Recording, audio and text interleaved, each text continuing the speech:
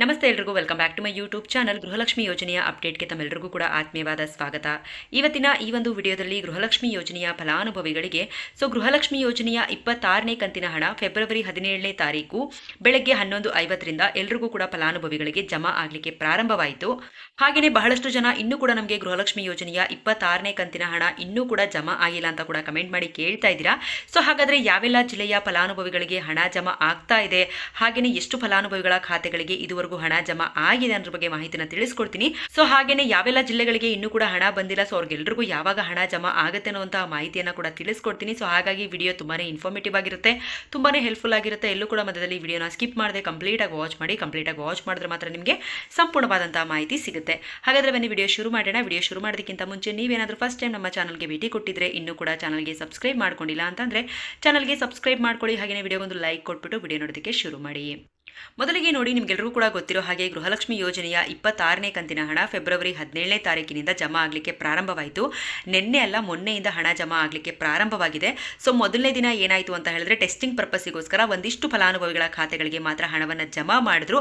ಅದಾದ ನಂತರ ನಿನ್ನೆಯಿಂದ ಸಾಕಷ್ಟು ಫಲಾನುಭವಿಗಳ ಖಾತೆಗಳಿಗೆ ಹಣ ಜಮಾ ಆಗ್ತಾನೆ ಇದೆ. ಹಾಗಾದ್ರೆ ಎಲ್ಲಾ ಜಿಲ್ಲೆಯ ಫಲಾನುಭವಿಗಳಿಗೆ ಹಣ ಜಮಾ ಆಗ್ತಾ ಇದೆಯಾ ಅಂತ ನೀವು ಕೇಳಿದ್ರೆ, ಎಲ್ಲಾ ಜಿಲ್ಲೆಗಳಿಗೂ ಕೂಡ ಇನ್ನೂ ಹಣ ಜಮಾ ಆಗಲಿಕ್ಕೆ ಪ್ರಾರಂಭವಾಗಿಲ್ಲ. ಕೆಲವೊಂದಿಷ್ಟು ಜಿಲ್ಲೆಗಳಿಗೆ ಮಾತ್ರ ಹಣ ಜಮಾ ಆಗ್ತಾ ಇರುವಂತದ್ದು. ಇವತ್ತು ಕೂಡ ಇನ್ನೂ ಹೆಚ್ಚು ಜಿಲ್ಲೆಯ ಫಲಾನುಭವಿಗಳಿಗೆ ಹಣ ಜಮಾ ಆಗುವಂತಹ ಸಾಧ್ಯತೆ ಇದೆ.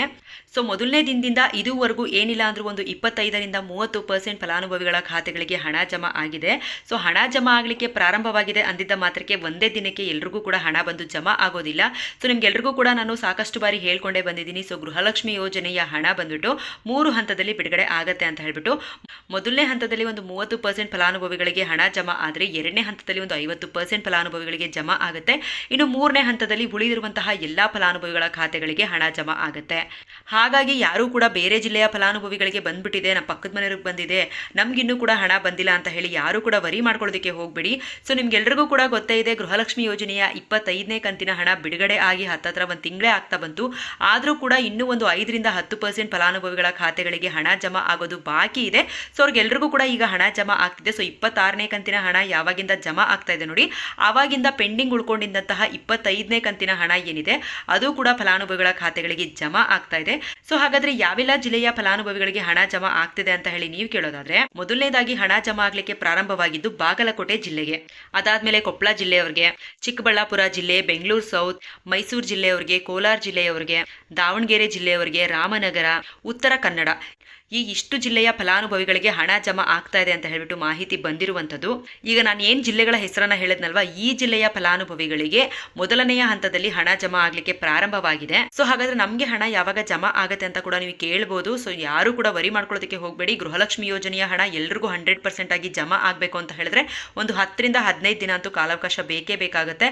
ಹಾಗಾಗಿ ಯಾರು ಕೂಡ ವರಿ ಮಾಡ್ಕೊಳ್ಳೋದಕ್ಕೆ ಹೋಗಬೇಡಿ, ಎಲ್ರಿಗೂ ಕೂಡ ಆದಷ್ಟು ಬೇಗ ಹಣ ಬಂದು ಜಮಾ ಆಗುತ್ತೆ. ವಿಡಿಯೋ ನೋಡ್ತಾ ಇರೋಂಥವ್ರು ನಿಮ್ಗೇನಾದ್ರೂ ಗೃಹಲಕ್ಷ್ಮಿ ಯೋಜನೆಯ 26ನೇ ಕಂತಿನ ಹಣ ಬಂದಿದ್ರೆ ನಿಮ್ಮ ಊರಿನ ಹೆಸರನ್ನ ಮೆನ್ಷನ್ ಮಾಡಿಬಿಟ್ಟು ಕಮೆಂಟ್ ಮುಖಾಂತರ ತಿಳಿಸೋದನ್ನ ಮರಿಬೇಡಿ. ಹಾಗೇನೆ ನೀವು ಹಣ ಬಂದಿಲ್ಲ ಅಂತ ಹೇಳಿ ಅನ್ಕೊಳ್ಳೋದಕ್ಕೆ ಹೋಗಬೇಡಿ. ಒಂದ್ಸಾರಿ ನಿಮ್ಮ ಅಕೌಂಟನ್ನು ಚೆಕ್ ಮಾಡ್ಕೊಳ್ತಾ ಇರಿ. ಯಾಕೆ ಅಂತ ಹೇಳಿದ್ರೆ ಕೆಲವೊಂದ್ಸಾರಿ ಮೆಸೇಜ್ಗಳು ಬರೋದಿಲ್ಲ, ಬಟ್ ಅಕೌಂಟಿಗೆ ಹಣ ಬಂದು ಜಮಾ ಆಗಿರುತ್ತೆ. ಹಾಗಾಗಿ ಅಕೌಂಟನ್ನು ಕೂಡ ಅವಾಗ ಚೆಕ್ ಮಾಡ್ಕೊಳ್ತಾ ಇರಿ. ಹೋಪ್ ಎಲ್ರಿಗೂ ಕೂಡ ಮಾಹಿತಿ ಸಂಪೂರ್ಣವಾಗಿ ಸಿಕ್ಕಿದೆ ಅಂತ ಅನ್ಕೊಂಡಿದ್ದೀನಿ. ವಿಡಿಯೋ ಸ್ವಲ್ಪ ಆದ್ರೂ ಯೂಸ್ಫುಲ್ ಆಗಿದ್ರೆ ವಿಡಿಯೋ ಒಂದು ಲೈಕ್ ಮಾಡಿ. ಇದಾಗಿತ್ತು ಇವತ್ತಿನ ಗೃಹಲಕ್ಷ್ಮಿ ಯೋಜನೆಯ ಅಪ್ಡೇಟ್. ಇದೇ ರೀತಿಯಾದ ಗೃಹಲಕ್ಷ್ಮಿ ಯೋಜನೆಯ ಹೆಚ್ಚು ಅಪ್ಡೇಟ್ಸ್ಗಳನ್ನ ಪ್ರತಿನಿತ್ಯ ಪಡ್ಕೋಬೇಕು ಅಂತ ಹೇಳಿದ್ರೆ ನಮ್ಮೊಂದು ಚಾನಲ್ಗೆ ಸಬ್ಸ್ಕ್ರೈಬ್ ಮಾಡ್ಕೊಳ್ಳಿ.